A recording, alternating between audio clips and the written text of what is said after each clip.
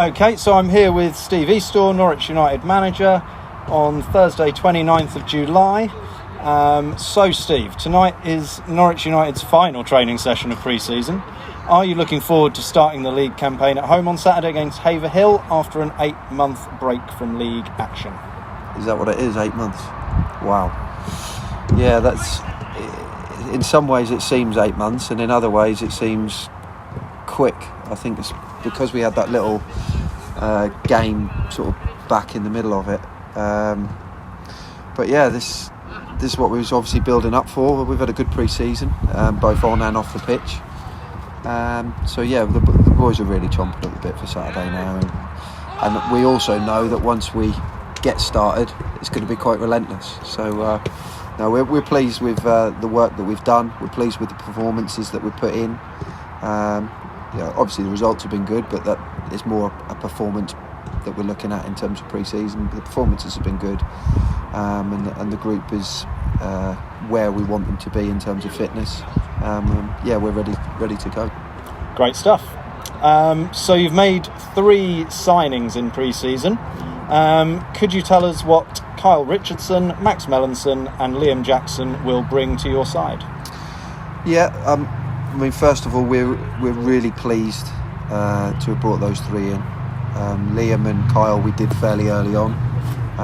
Liam made it clear that there was an opportunity to bring him back, and that Leiston had said that they were happy to terminate his contract, which was great for us because we knew that we needed some goals, and firepower was something that we were looking for. He knows us, we know him really, really well, and he fits not only our style of play and how we want to play, but his attitude and everything about him, we know what we're going to get. So that's brilliant. It's like putting on an old pair of slippers for both parties with that one. So we're pleased with that. Kyle was one that I was aware of but didn't know too well, and we had some really good chats in the close season, and he sort of outlined his journey, and he'd gone and played in the pro game, albeit as a scholar at Grimsby, and then he'd come back and had spells at Eastaugh and Leiston, and for whatever reason, wouldn't say it didn't work for him because he got in first team, but just didn't kick on from there.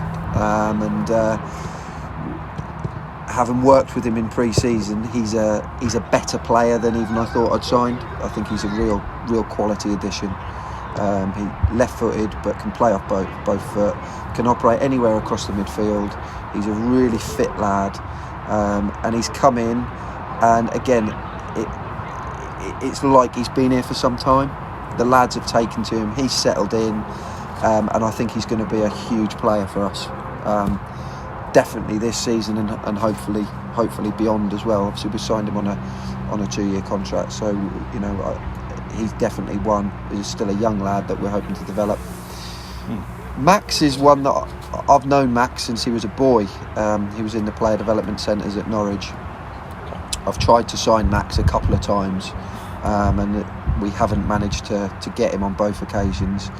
This one was a little bit different because I think for Max this is a little bit of a crossroads for him in terms of his footballing journey, and by his own admission it kind of stagnated a little bit at Thetford, and things had become a little bit easy for him, and credit to him, he wants to be challenged. He wants to be somewhere where we're going to be challenging, and that was part of the discussions that we had. But he wants a group and staff that challenge him. Yeah. I don't think his quality has ever been in doubt, and he certainly from dead balls and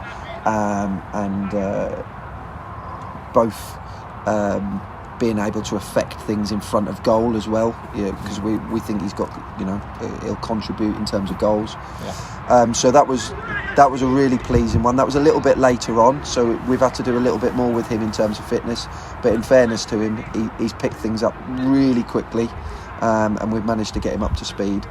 And we've also now just done a 4th one that we've finalised today. So Albie Matthews, who was on trial, had 2-3 weeks on trial. He's a forward. Just offers us something a little bit different. Again, he's a young lad. There's plenty of improvement there with him. He can dribble the ball. He can go both ways. He can use his left and right foot. He's over 6 foot, so he can look after the ball as well. I'd probably describe him as a sort of Adam Hipperson type, and I think then Norwich United followers would know the type of player I'm talking about. We've given him a trial over pre-season, and we're just now finalising a contract for him today, so he will be in contention for Saturday. Great news. 4 signings in that case. Okay, so alongside these new signings, there's also been 3 players who you've promoted from the under-21s, Tom Grand, Lenny Blythe and Jayden Snelling. Could you just talk to us a bit about what they offer and why they've been promoted? Yeah, so I'll probably deal with them in reverse order. So Jayden had broke into the first team sort of back end of last year. He'd been with our under-21s for a season. He's one that we're really excited about. He's a centre forward, can play in wide positions, but he's powerful, he's fast, and he's got a real eye for goal, and he's one that we've offered a contract to, and we was pleased to reward him with that, because we felt his effort had warranted it. But even in the 6 weeks in pre-season, he's gone on again, and he's now really put himself in contention for a start on Saturday, where probably at the start of pre-season we knew he was in and around, but he's really grabbed the ball by the horns pre-season and sort of said, look, put me in your side, and that's exactly what we wanted for him and exactly what we challenged him with. Lenny Blythe, he's been with the club since he was an under-7. Wow. He's a left-sider, can play anywhere down the left-hand side. He's a second year under-18, and he's done great. He's got great attitude. Again, he's made sure he's a really fit lad, and he's just come in and just not been phased by anything within the first team group, and very comfortable on the ball, but offers a real bit of quality. And the other thing about Len, he's got a little bit of I wouldn't say a nasty side, but he can look after himself, even though he's a young boy. And as I said, he's not been phased by senior football, and he's made, he's played against, again, Lowestoft on Saturday, and I thought he'd done really, really well when he came on. So he's one we're very pleased with, as is Tom Grand. Very similar. Him and Lenny have grown up together. Again, he's a second year under 18, and Tom's very, very composed on the ball and can play in a number of positions. He's operated mainly on the left-hand side, but I could see Tom in his development probably developing into a centre midfielder at some point as well. I think where he's at the moment, that left side sort of offers him a little bit of protection with the physical nature of the game. But I could see Tom, because of the qualities that he's got, maybe longer term operating in midfield. But again, he's done really, really well. He had to isolate for 10 days a week ago, so that has put him back slightly. But again, he's a fit boy, so we'll get him up to speed. And the beauty with those two is we don't have to rush them. As I said, they're second year under 18s. This is their first sort of taste of senior football. So we've got the under 21s there that they'll play some games for, but equally they can come in and play with us and the seniors. And I already know that I can trust both of them. I think also the good thing is that they've kind of got each other, and that you can see that as a positive or negative, because they play similar positions. You can see, well, one might be keeping the other out, but I actually think that one, that will keep them both quite hungry, and two, for me as a manager, if I just feel that one needs to come out and just protect him a little bit and have a rest or have a couple of games in the 21s, I've then got the other one there is ready. So I think that will be to their benefit and our benefit, and we're really pleased. And obviously the carrot for them two now is to try and go and get their first contract for them too. And I honestly don't think that will be far away with the development that we've seen. Great stuff. So you've confirmed Albie Matthews is in the process of being signed, which makes it 4 for the pre-season. Have you got any plans to sign any players in the immediate future? Obviously, there might be changes through the season, but in the next sort of month or so, are you looking at adding anyone to the squad, or are you kind of happy with where you're at? I'm happy with the group. We've got quite a large squad now. We've done a lot of recruitment at under 18 and under 21 level, so that we know that we've got good youngsters in there as well that we can pull upon. So that was all part of our thinking.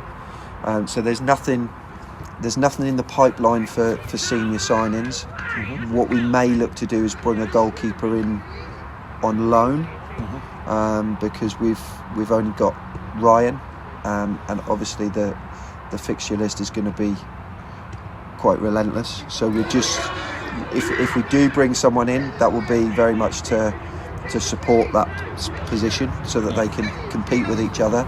It might be that we look at more of a casual basis, that someone's there if we need. Mm-hmm. Ryan's done great though, so it's certainly not one of them where we're unhappy with Ryan. We're actually as happy with him as we've ever been, because of the work he's gone and done in the close season. You can see, he's been in the gym and put the hours in. He's now completely injury free, and he's developing exactly how we want him to. But we're just mindful of the fact, Joe, that touch wood, obviously, that he stays fit. But if he was to go and ping a finger, that 2-3 weeks could be 6-8 games, which is a problem.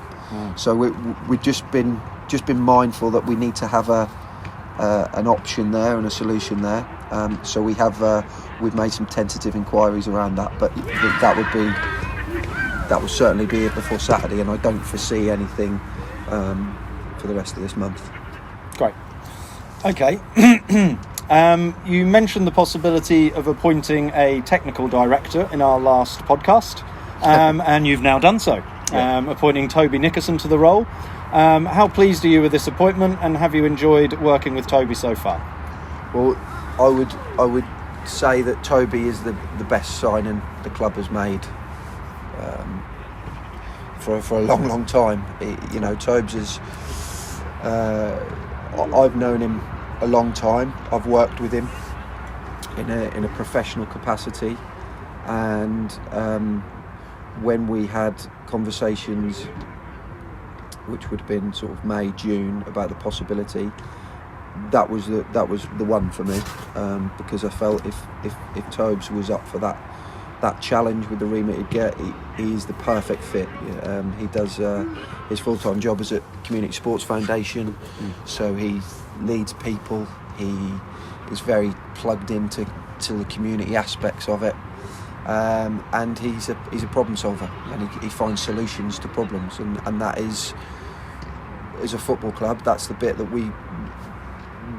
my role and the staff that we have need to focus on the first team, and I'm happy to extend my remit a little bit wider than that, but the pressure on us to start looking at other things was becoming a little bit, well, certainly time consuming, but also detrimental to the other things that we needed to be doing. Toby, with that remit plugged into us, he's got through so many things that we wanted to achieve in this window. New kit deal, he's brought in new sponsorship deals. He's already started to look at the recruitment. He's done work with the physio department. Brought in a whole new under-21 management team that he's facilitated, overseeing under-18 trials. So he's an absolutely crucial addition to this football club, and one in which I honestly don't know how we survived before he got here, if I'm being completely honest, and he will take the football club forward. I've got absolutely no doubt about it, because he's taking it forward now, and we're talking about a tenure that's only 2 months in, so he's a real skilled individual who brings a hell of a lot. Well, you've just mentioned that new under-21s management team has been recruited. So we've got Jason Swatman, who's now under-21s manager, and his 2 assistants. and Alex Fumagalli is now under-18s manager as opposed to coach. Have they been good appointments, and how has it been introducing them to the setup? Have they been good appointments? Well, time will tell, obviously.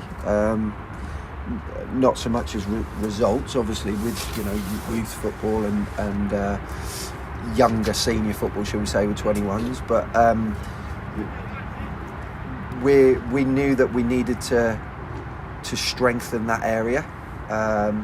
It wasn't something that was broken by any means, but we'd discussed sort of setting some standards that we wanted and implementing a bit of a longer term plan, which we've been able to do. Jason brings with him a lot of experience. He's done a good apprenticeship at Wroxham Deer and Yarmouth in a number of different roles, so he understands the game. He's well versed with player development, but he also is well versed with the need for young players to start having the importance of getting 3 points on a Saturday. Yeah. And for any young player to progress into the first team, both have got to happen. And as I said, we've done well, and we've brought in 2 or 3 that have come through the system. So it's not a system that's broken, and Rod and what he's achieved last year needs to take a lot of credit for that. But we just felt that we could evolve it a little bit further, and we've been able to do that. So really pleased. They've contributed a lot in terms of pre-season, I'm pleased with the setup now, because I feel that we've covered all bases and we've got a good support framework. Excellent. And you've won every game of pre-season. As you touched on before, results aren't everything in pre-season, but you must be pleased with those performances in on the whole. And could you pick out any particular players who've impressed you more than most in pre-season, be it matches or training? Yeah, I think I don't like to get excited about results in pre-season, because I think we've all seen it both in the pro game and semi-pro, that you can see someone go and win all the pre-season games and lose the first one, and vice versa. Yeah. I can remember on several occasions where that's happened to Norwich City. So you'd rather be in a position where you've won them all and lost them all, of course you would, but it really is about, are they translating what we want them to do in training into the game environment? And I've got to say that across the board they are.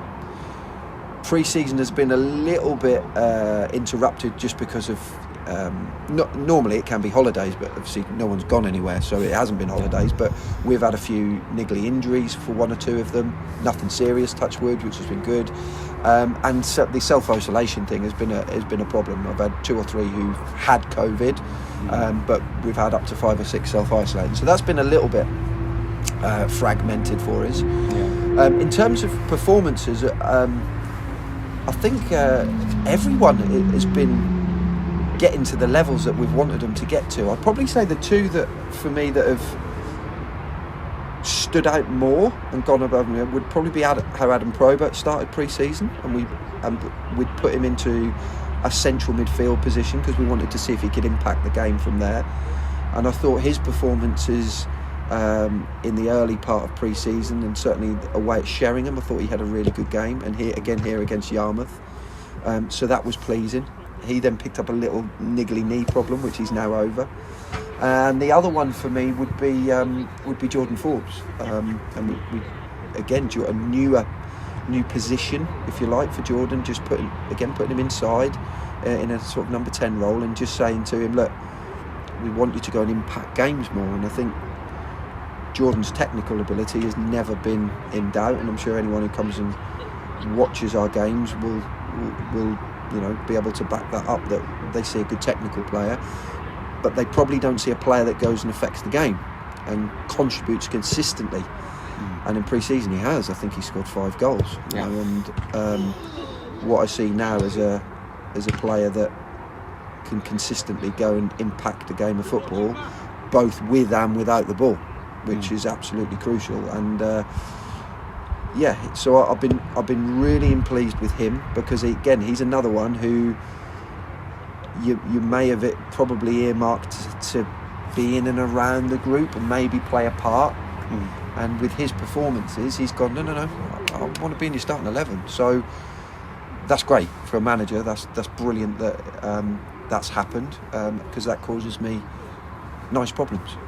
So yeah, they'd probably be the two standout, because they've just gone probably above and beyond our expectations of where we thought they were at. Excellent. And final question is, do you have a full squad to pick from for Saturday's game? Are there any players unavailable? And do you know, I don't expect you to tell me, but do you know what that starting 11 is in your head? Charlie Clark will definitely not be here, because he is away, which was just a prior engagement that he couldn't move. Sean Wone sadly will be suspended, which I think is very, very harsh, considering that was the Vars game, which was our last game before the 19th lockdown. of December? 19th of December. I think so. Which he got a straight red card, so will serve his 3-match suspension. No. Now in what will be the last day of July. So I feel for him, because again, you know, the oldest player in the group, but you certainly wouldn't know that from both his performances and his, you know, the level of fitness that again he's reported in.